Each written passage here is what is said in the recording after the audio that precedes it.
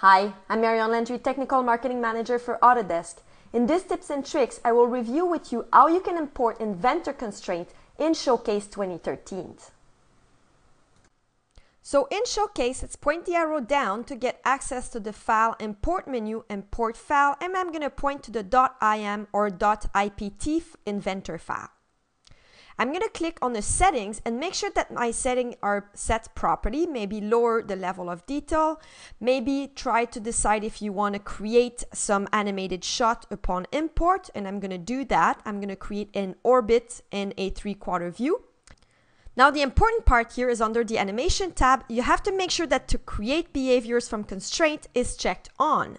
Now before I'm going to add the name of my constraint, I need to make sure that they're exactly spelled the same way. So to do so, I'm going to go in Inventor and I'm going to copy the name of the constraint to make sure that they're exactly named the same way. So in Inventor, I'm highlighting my constraint, I'm copying it, the name, and I'm going to paste it in the Showcase window. Now I need to add an extra constraint because I want to import two, and I'm going to copy the name from Inventor and paste it in the Showcase name on the animation tab here. So now once this is done, I know that my settings are complete and I can click on the import button.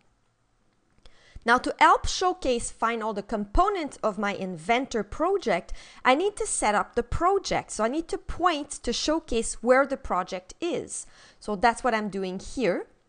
So you see that I have set up my Inventor assembly settings and pointed out to my Inventor project. So I'm going to hit continue and it should bring the Inventor project properly in Showcase, including the constraints that I have just entered in the animation tab. So here's my Inventor project, and as you can see, it looks fine, exactly the same way it looked in Inventor. And to make sure that my behavior came properly, I'm going to hit B on the keyboard, and that's going to load my behavior menu.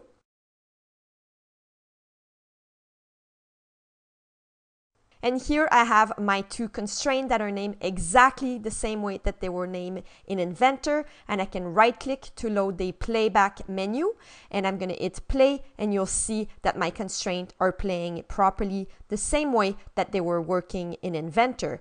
Now keep in mind that it's always a good idea to go to Inventor first, test your constraint, make sure that they're drivable constraints and they work properly before you're going to go through the import in Showcase.